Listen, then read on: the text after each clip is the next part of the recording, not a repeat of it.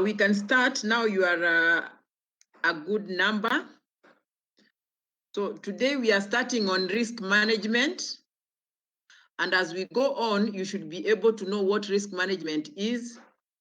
You should be able to talk about project implementation, quality and planning, then risk and contingency plan. So let us first of all see what risk is. For the people in BPCM, I think this will be just something that they'll be going over because they normally do a course on risk management.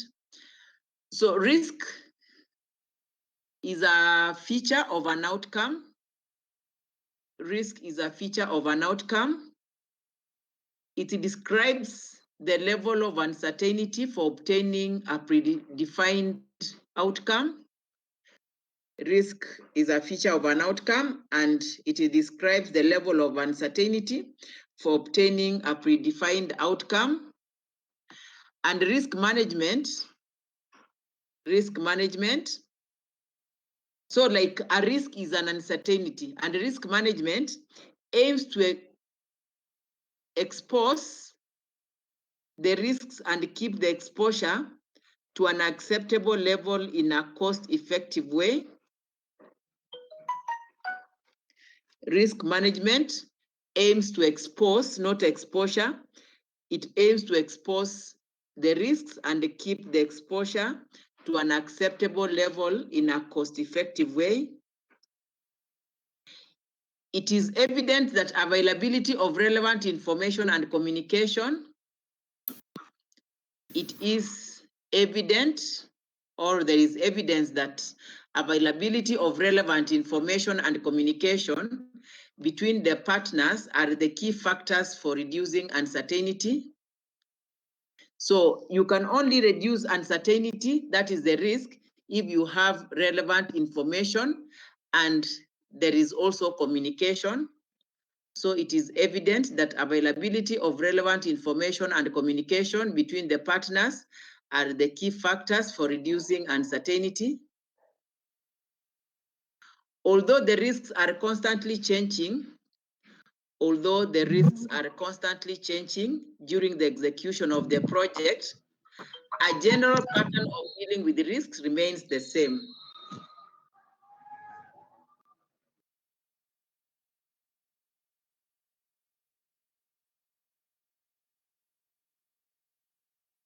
Chebosisi, unataka nikutoe?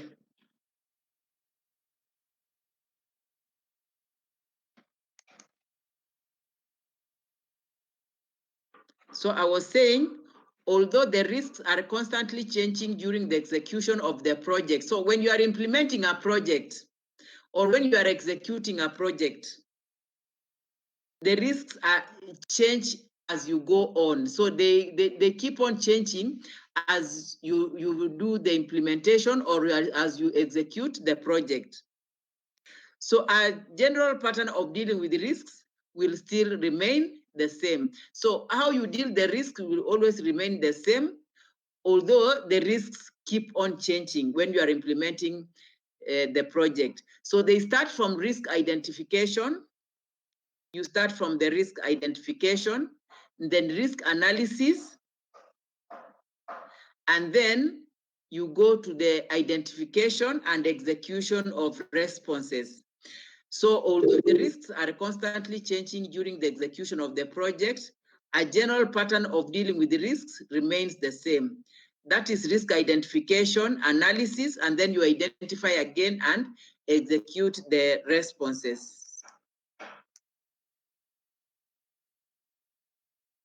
Just a minute.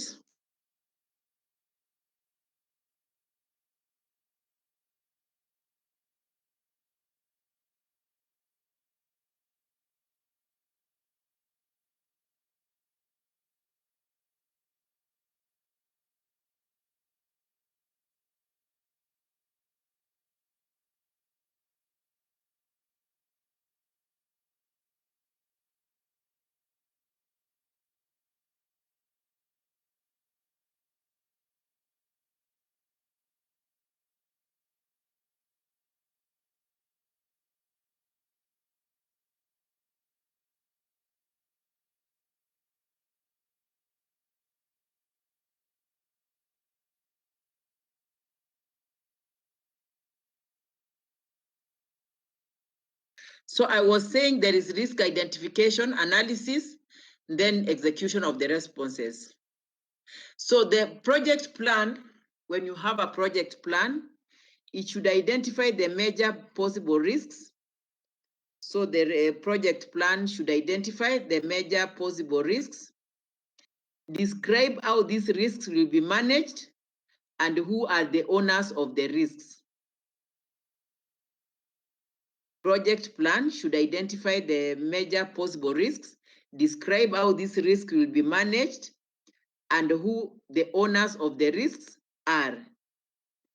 The owner of the risk or whoever owns the risk should monitor the risk and propose actions if necessary. If there are any risks and there are people who own them or there are people who know about these risks, then they should be able to monitor them. And if possible, they should be able to identify how action can be taken against the risks. In many cases, risk management is considered as a component of quality management. In many cases, risk management is considered as a component of quality management. For example, I've said in many cases, risk management is considered as a component of quality management. For example, the quality management plan, can consider actions. The quality management plan can consider actions that will be taken if you have the following risks, or if the following risks become true. Risk management is considered as a component of quality management. So risk management is part of quality management. And the quality management plan can consider actions. It can consider which actions are to be taken if the following risks will become true. If there's some of the resources planned for the project needs will not be available. So if the resources that you have planned for the project are not available, or if some key persons leave the project, if the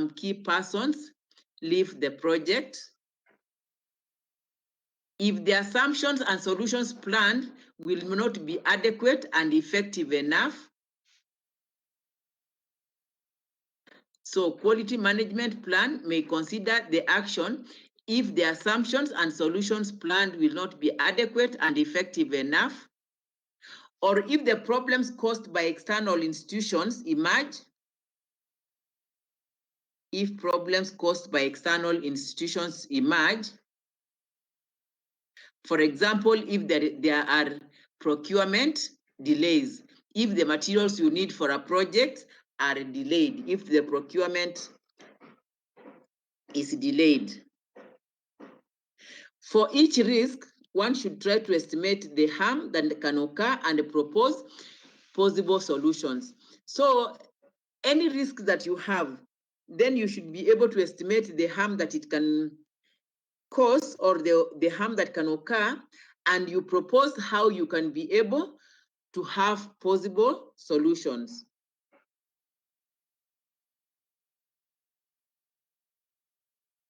One possible sources of risks are the cheapest solutions. One possible sources of risks are the cheapest solutions. For example, in subcontracting, and subcontracting means that you give somebody a contract and then that person also subcontracts. A 5% cheaper service from an reliable institution can end up with a solution of non-acceptable quality, time overrun, or fraud. So you should be able to estimate the harm. In any project, you should be able to estimate the harm that can occur, and then you can be able to propose a possible solution. And you can only determine this, or the techniques that you can use for determination of risks, the techniques that you can use for determination of risks are, you can analyze the documents, you can do analysis of documents, or you can analyze the documents. You can be able to determine the risks by analyzing the documents. You can also brainstorm with each other. You can also use interviewing experts. You can interview people. So you can determine the risks through analysis of documents, brainstorming, interviewing of experts. You can also do a SWOT analysis.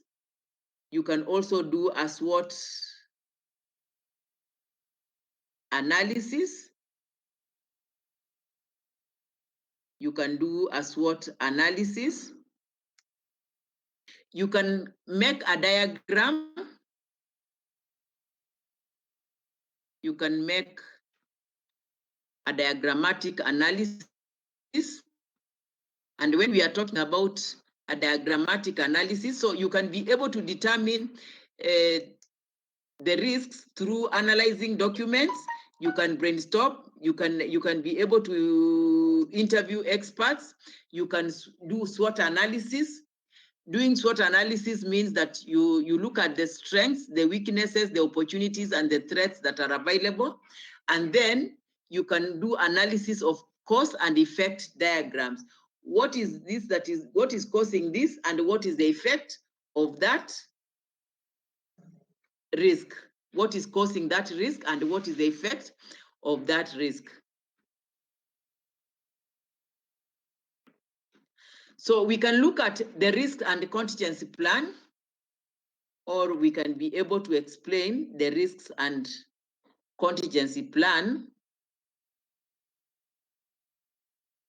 When you are looking, for example, that is when you are looking at planning of risk management.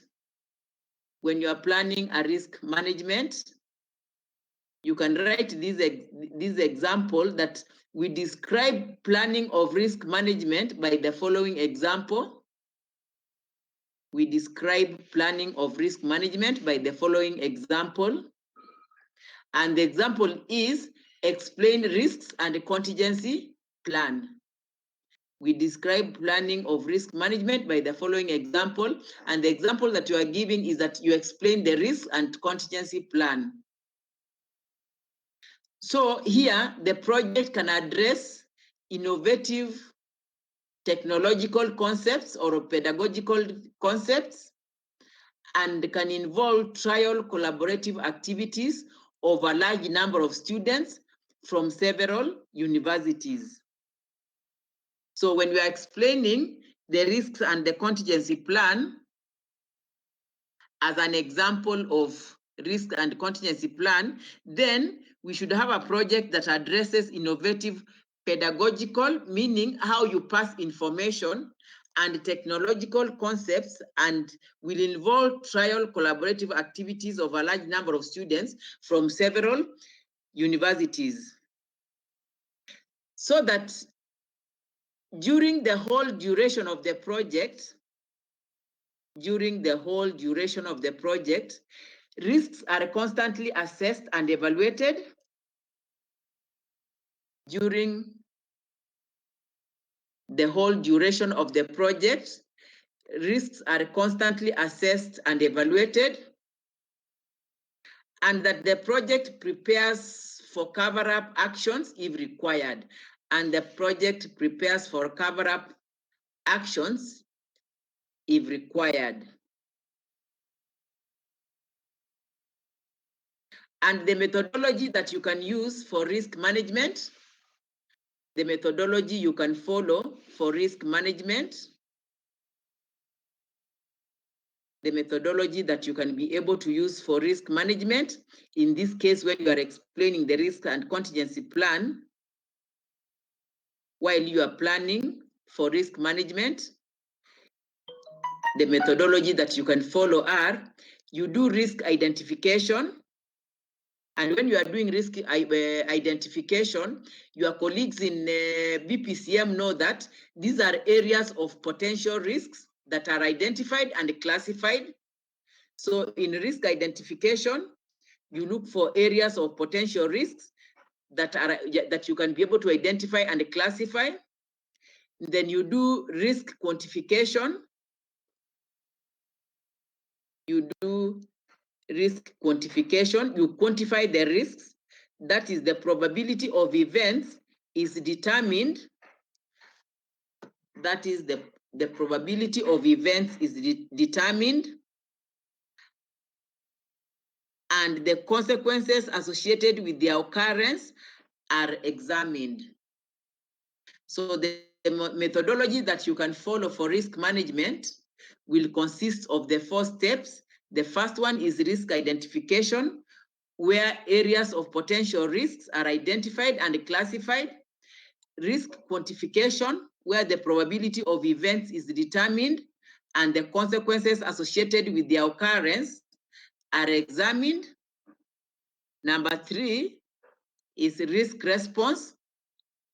The methods are produced to reduce or control the risks.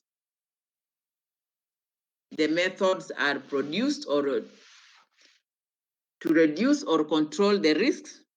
That is, you can switch to other alternative technologies of risk management, or risk control and report. The 4th one is the risk control and report. The 4th step is the risk control and report. The lessons learned are documented. So after what you have learned from risk identification, quantification, response, you should be able to document them. So what you have learned from risk identification, quantification, and response, you have to document them, or risk control and report.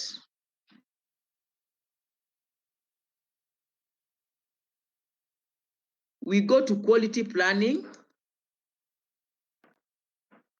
We go to quality planning, and we should be able to know what quality is.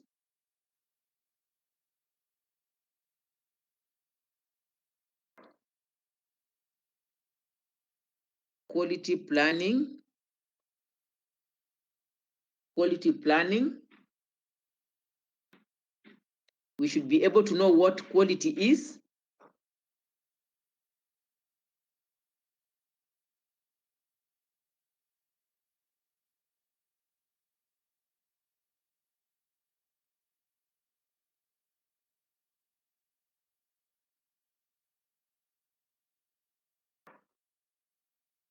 There is a page that is missing there. I'll be able to pass it over to you.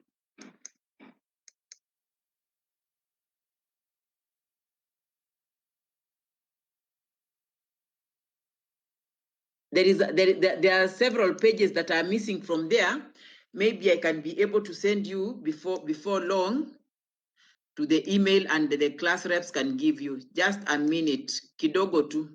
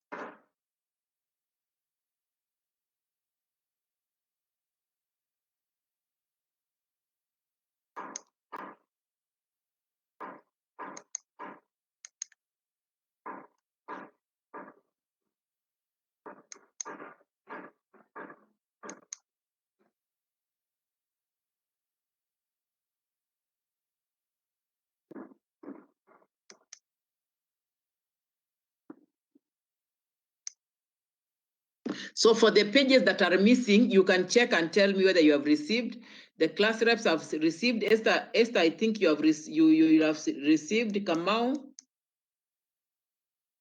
Agnes, Abdi. Then you can be able to pass it over for the pages that are missing.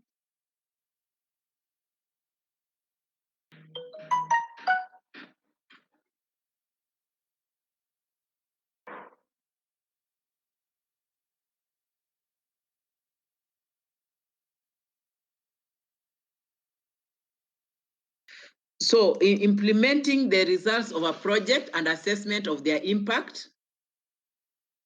Implementing the results of a project.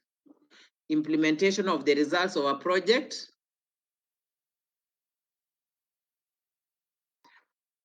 Implementation of the results of a project and assessment of their impact.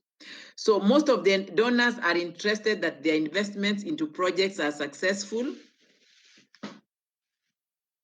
Most of the donors are interested that their investments into projects are successful and that the impact of the projects are significant and the outcome is widely applicable. So what we are saying here is that most of the people who give donor funds for projects, they'll be happy if those funds are used properly and if most of those projects that they are funding are successful. So applicability can be very wide. When we talk of that they are widely applicable, this can be very wide and has got many layers, or it is in many forms. For example, research result can be applied in some other research or in writing a research paper. When we are talking about applicability, or when we say that the outcome of a project and the impact must be applicable.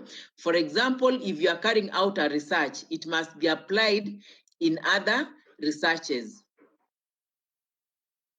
Methodologies or new methodologies can be applied in development of curriculums or a course. And then a curriculum or course can be applied in executing the curriculum. So applicability here, what we mean, you can have the research result applied in some other research or in writing another a research paper. And then what you are writing here will be in development of a methodology. And this new methodology that you have developed can be applied in developing a curriculum. And then the curriculum that you have developed can be applied in executing the curriculum or the course. So dissemination and exploitation of project results is considered as one of the main success indicators of projects. So dissemination and exploitation of project results can be considered as one of the main success indicators of projects.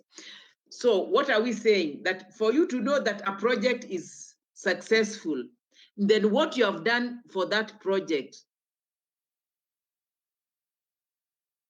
must be disseminated. Disseminated meaning it must be taken out and it must be given to other people. People must be able to see that this is what has been done. They must be given information, because like you cannot carry out a research without telling people this is what I got and these are the methodologies that I used.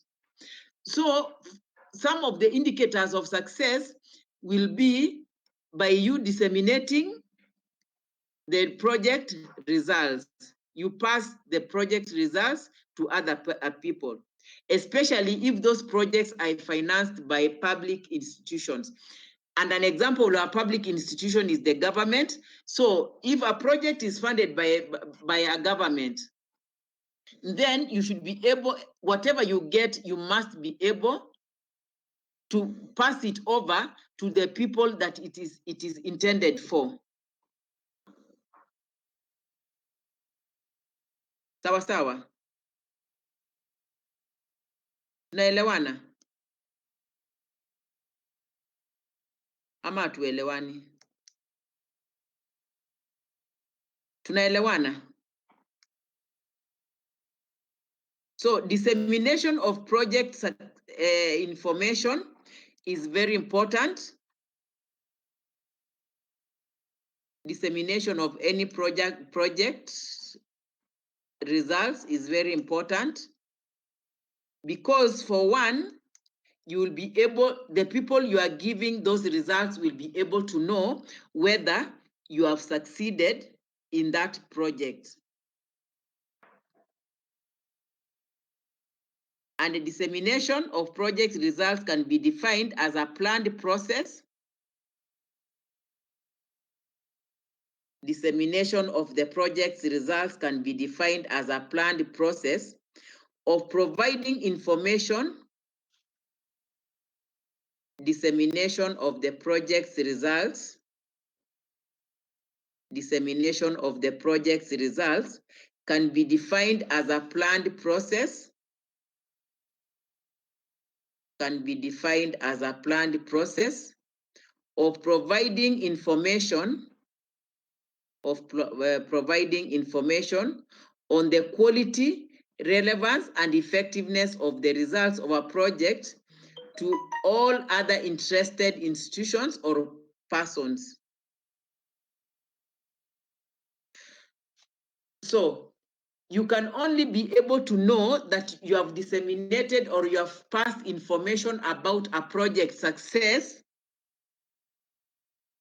if you give relevant information, if you give quality information, and if you give the effectiveness of the results of the project to other people who are interested.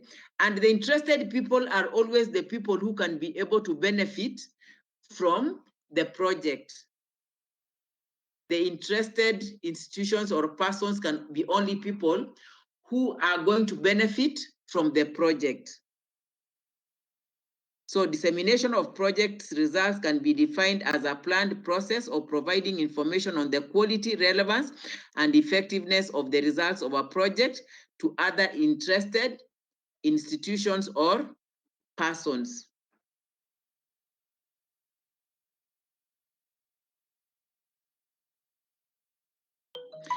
The dissemination plan is normally reviewed from time to time. The dissemination plan can be reviewed from time to time.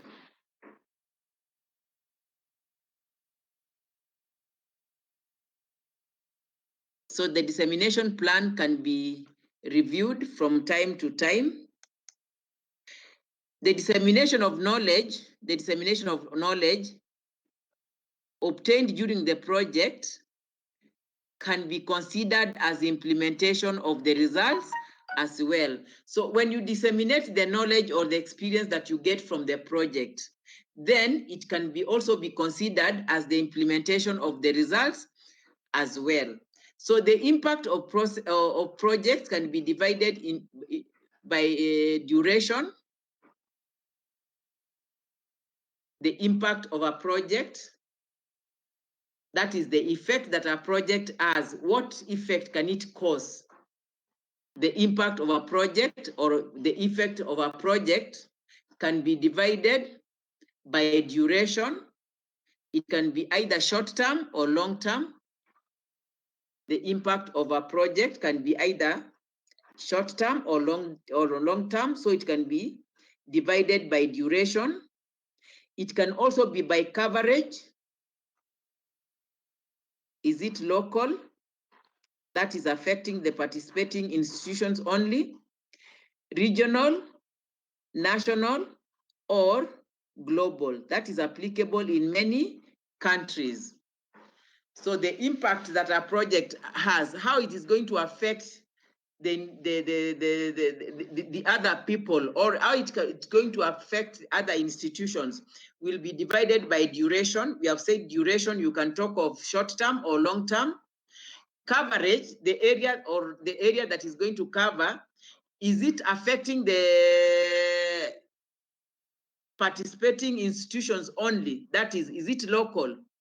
or it is applicable in many countries, or it can be divided by the strength, and this strength can be direct or indirect. What are the strengths of this project? What is it going to have? How is it going to impact on the people?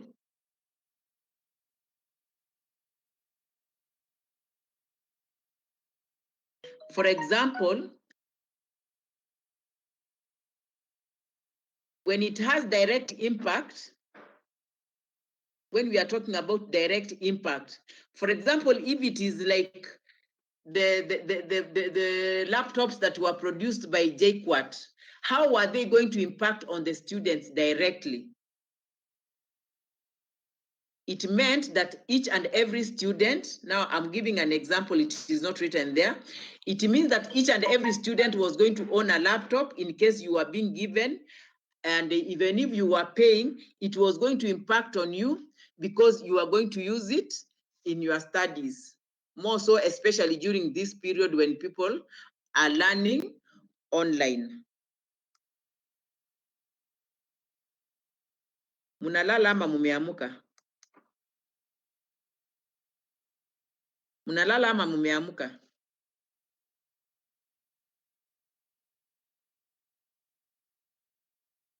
Muko lakini amuongei, mumejimute. I know mulikuwa mumeona class hakuna. Anybody with a question? Naona muko? Na muombe sana wenzenu wasiende on strike ndio semester iishie hapa katikati. Vile nimeona UON. Okay, so that is that.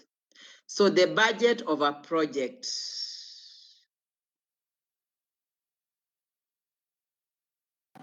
Budget of a project.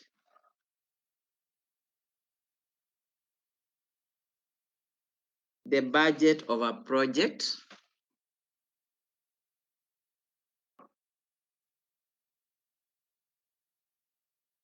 The budget of a project.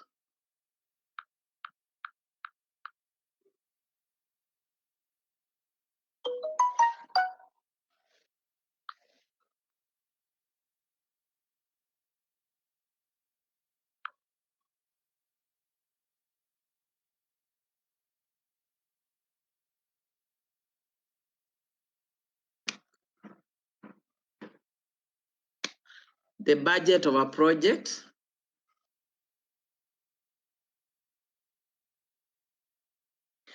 So the budget of a project is normally composed in the final stage when you are composing the project plan. So the budget of the project will be composed in final stage of composition of project plan. And this budget should reflect all costs.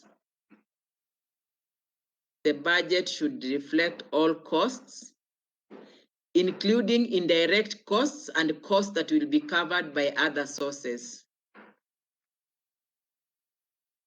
The budget of the project is composed in final stage of composition of project plan, and the budget should reflect all costs, including indirect costs and costs that will be covered by other sources. The general structure of the budget is generally standardized and contains the following. The general structure of the budget is standardized and contains the following categories. The staff costs, that is the salaries and all taxes. So the budget normally has the staff costs, that is the salaries and all taxes. The travel and subsistence costs. The travel and subsistence costs. Equipment and materials. Equipment and materials, which can be software and licenses. Equipment and materials can be software and licenses. It can be external services. External services, you can subcontract And you can also have consultancy costs, that is the external services can be subcontracting and consultancy. It can be other direct costs that will include bank charges, hiring training premises. You can also have translation and publishing costs, or they can be general costs that will include infrastructure, communication, and photocopies.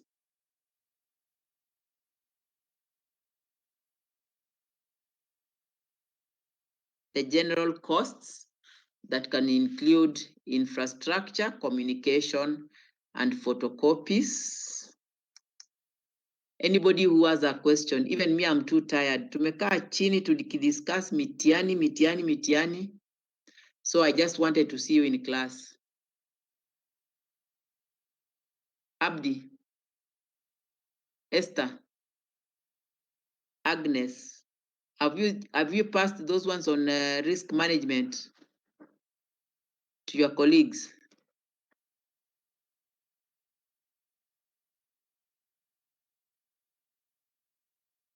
Or you'll pass after this?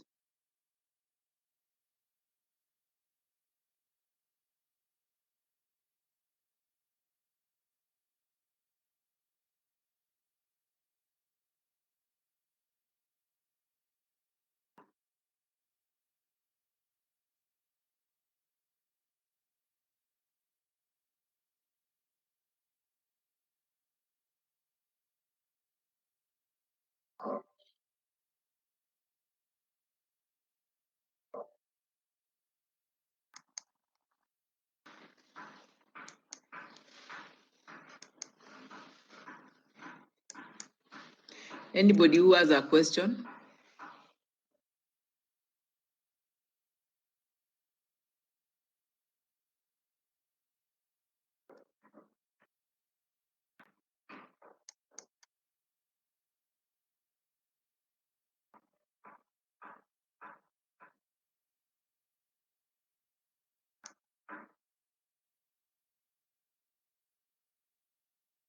Anybody with a question? And if I may ask, Esther, which group are you? Can you talk? These people of BBIT, which group are you?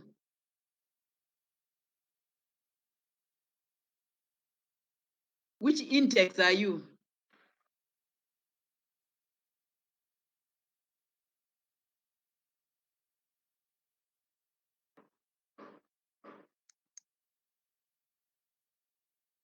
They disappeared. Which index are you? You people of BBIT.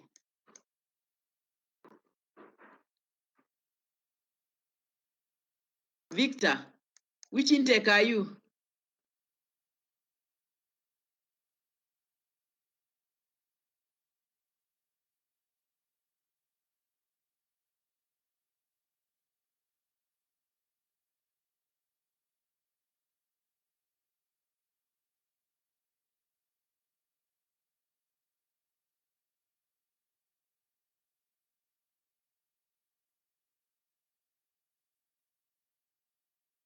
Nobody is from BBIT.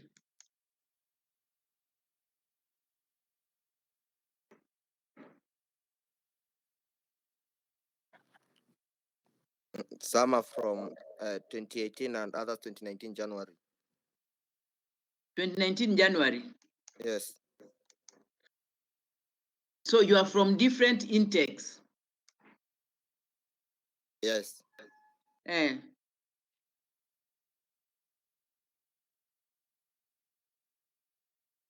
January is Glenda Bosibori Ombongi supposed to be in this class? Yes, she's supposed to be here. But she has never attended class. I guess she's also in class here. I've not seen her in my attendance. Ombongi, are you in class?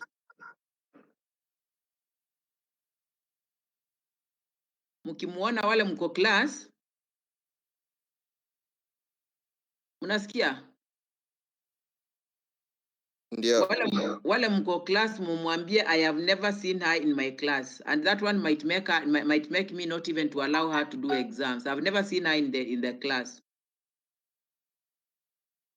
So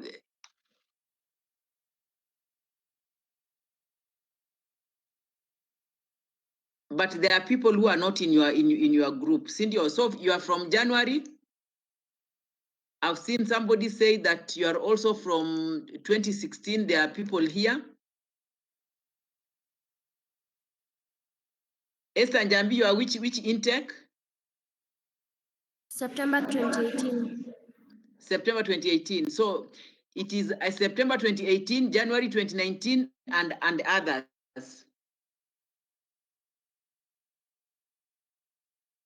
Can I assume that September 2018, January 2019, and others?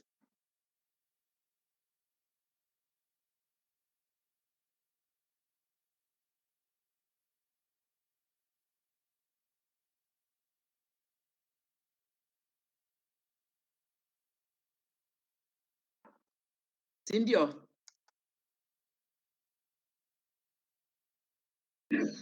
Nelson Indirango belongs to which group?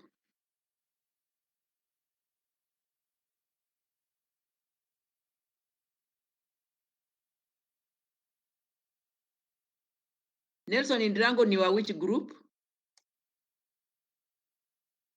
Amjuani? Kisera? Kisera uko class?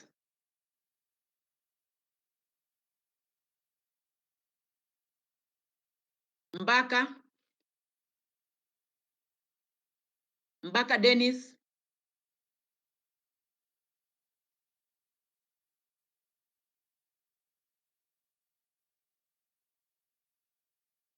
Kaberia?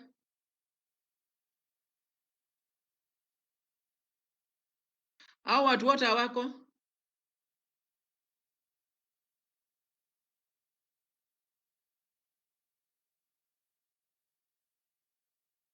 Esther, you can Yes. see how your people are not coming to class. Yes. So you can also hear. See, I'm calling them and they are not in class. Yes. Sawa sawa. Have a nice evening, kila mtu. Yeah, we have a nice evening, Levin, and You Sister too. Maya. Thank you.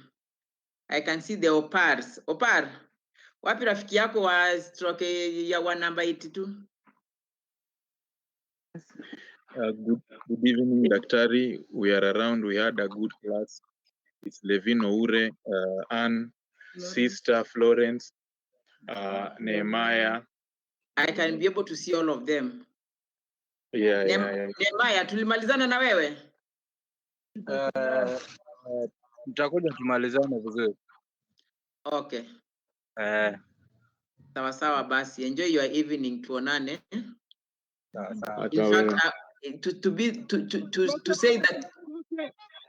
to say the truth, I didn't want to have this class, but I just wanted the musione nimewalenga. So that is why nimeona msome hiyo risk management. But Madam attended the class. Mpaka hukuwa umejiingiza saa hii. Nilitoka kidogo. I started with you. Yeah. Okay, ambia watu wako basi wakujange class. Sawa. Haya. Okay, thank you. Thank you. Tuonane next week. Excuse me, Malim. Yes. You've talked about exams. Yes. Ziko ready? Mtangoja after Tuesday. Usipojiona kwa noteboard na wewe ni wa BBIT ama wa BCom, mkuje. Okay. Today we had the directors meeting. On Tuesday we are having the principals meeting. After that, the results will be on the wall. Sawa sawa. All right. But after today, you can come and check next week if you are okay. Sawa sawa.